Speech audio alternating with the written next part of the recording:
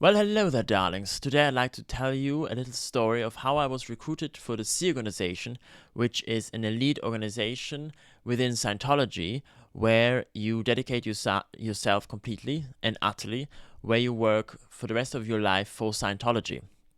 And I was recruited for that at 9 years old. And so this is the story. So I grew up as the youngest child of 3 in a Scientology household. So both of my parents, they were staff. And so naturally, us children, so my siblings and I, we were always around the org. We were doing courses. We were doing, well, in my case, I was doing a lot of Book 1 auditing, which is a kind of auditing that is described in the Dynetics, a book that was released in 1950. And it is an auditing where you do not use the so-called E-meter, which is a sort of lie detector in a sort of way. And so there I was with my siblings. And one day there was a Sea Org mission. Now, the org that we were in, this was a so-called Class 5 org. A Scientology organization called org, right? And this org is staffed by staff. So these are people who are Scientologists, who have a normal, regular life outside of Scientology, in the sense that they need to go to work, they can go shopping whenever they want, and so on and so forth. They have just a regular life, are Scientologists, and work a certain part of the day or of the week in a Scientology organization. So this is a Class 5 org. And then you've got the Sea Org, and in the Sea Org, it is very much like being a clergyman. Like in the Christian faith, where you would become a monk or you become a nun. So you give up everything that you have and you just work for Scientology for the rest of your life. That is sort of the idea of the Sea Org. So there was a Sea Org mission. And this mission was there to recruit new people for the Sea Org. And so this was a three-person team, as I remember. There were 2 men and 1 woman. Later on, I think one of the men left, and it was just a man and a woman. I'm not entirely sure how it was, but in the beginning there were 3, and then they came, and then they had a look around of what is going on. They probably had some chats with the executives. In any case, eventually they figured out that us 3, we are Scientology children from 2 staff members, right? And that we have been doing many courses. And so they decided to recruit us. So there was this small little room.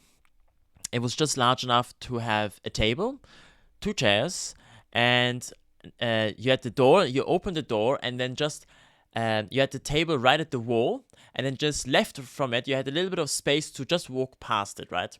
So there was a chair on each side, and then so first my sister was recruited. So she was sent in there with 2 of these Sea Org members. And then after a while, I want to say 15 minutes, she came out having signed the contract. Then my brother went in. Same thing happened. Came out, and then I went in. Now, I don't know what they told them when they were in there. I may have asked them, but I don't remember what the response was. In any case, when I was in there, they basically told me, you like doing Scientology, don't you? We have seen your success stories that you've written about your courses and things like that. And by the way, when in Scientology you do a course and you finish the course, you have to write a success story. You're forced to write a success story. What I mean with forced is it is heavily suggested that you write a success story of how great this course was. If you were to say, the course was interesting, but I didn't really gain out of it, I don't want to, not enough that I want to write a success story about it, then they will tell you, well, that's because you didn't understand it. That's because you may have a misunderstood word. That's because you didn't apply whatever it is in the course properly, and that is why you didn't gain the win or any win at all.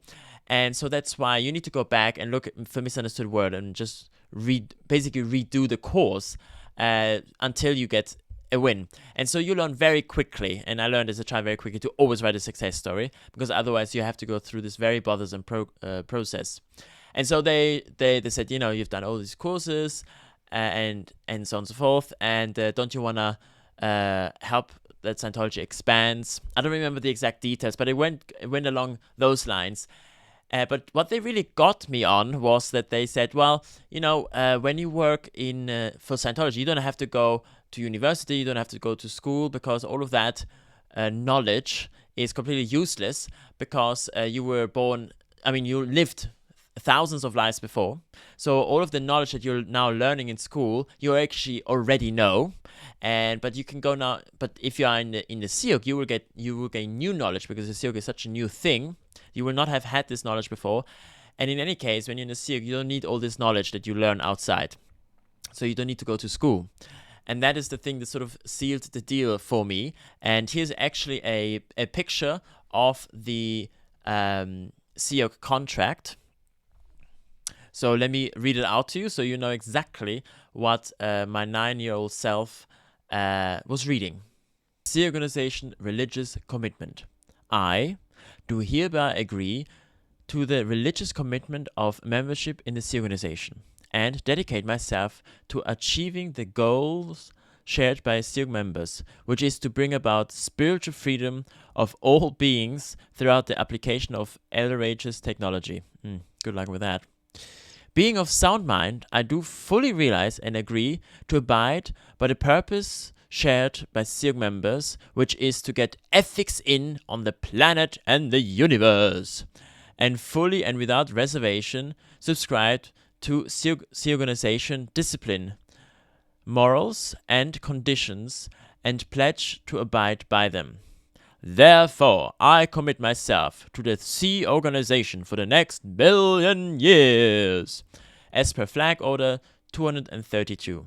Then you've got dates, you sign, you have got 2 witnesses. Then on the bottom it says, have the Sea Org recruiter perform the Sea Org swearing in ceremony. Your signature, recruiter's signature. Now I don't remember if I did the swearing in when I was 9 years old, to be honest. But yeah, that is the SEER contract in all its cookie glory. And this is what I signed when I was 9 years old. Now, I wasn't recruited right away when I was 9 years old. Well, I was recruited in the sense that I signed the contract, but I wasn't shipped off to a SEOC base right away. As a matter of fact, it took some years, and then when I was 13 years old, about 4 years later, I then left with my parents to St. Hill in England to be recruited in the SEOC there. My 2 siblings, by the way, so my sister, when I was 9 years old, my sister was 13 years old, and then a year later, when she was 14, she was shipped off to Denmark to join the SEOC in Copenhagen. And then my brother followed suit 1 year later, because my brother, he is 1 year younger than my sister, so then when he was 14, he was shipped off to Denmark. And then when I was 13 years old, my parents and I, we left to St. Hill in East Grinstead to join the SEOC over there. When my sister and my brother, when they joined the SEOC in Denmark, at 14 years old, they were able to do the so-called EPF, the Estates Project Force, which is like a boot camp that you do before you can join the SEOC. During that time, you do 4 different courses that explain the different rules, discipline, and all of that, uniforms, how to clean a window properly, for example, and all of that very important stuff. And while you do those 4 courses, you also have to do a lot of physical work. And after you've completed that, then you have joined the proper SEOC, right? So they were able to do that when they were 14 and then join the proper SEOC. Now, when I was sent off with my parents to England, to St. Hills, to join the SEOC there, my parents, or rather my mother, she went in first. She did the EPF. My father, he came a few weeks, maybe a month later, because he just needed to finish off a few other things back home. And so they were able to do the EPF just like my siblings, and then join the SEOC that way. But I was too young, and so I had to go to the Cadet Org. And I was in the Cadet Org from 13 until 16 years old. Now, technically speaking, I could have joined the SEOC when I was 14 years old, and I tried. I went on the EPF when I was 14 years old. I failed at it, and so I was put back as a cadet, and then I rejoined, I did the EPF again at 16 years old and then joined the SEOC that way. So let's just take a moment to appreciate this picture that I took as part of the thumbnail. This is me very elegantly blowing out my 9 candles on my 9th birthday. I use this picture because here I'm sure I'm 9 years old, because I don't have so many pictures from the time when I was a child, but they were all uploaded.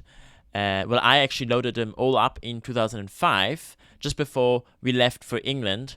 and it doesn't, there's no information on the picture when the picture was actually taken. It just has the date of when I loaded them up. And here I know I'm 9 years old, so let's just take a moment to appreciate this absolutely marvelous ruff that I'm wearing. I was a very cool kid back in 2001. That's why I have this fabulous ruff on for my birthday. And that was very much on vogue in 2001. Right, so I do hope you found this rather interesting, intriguing, maybe even somewhat educational. If you have any questions about that time or whatever, please do write it down in the comment section. Please be so kind and be a darling and give this video a like. Consider subscribing if you're interested in this sort of stuff. And I wish you a most marvelous day. Goodbye.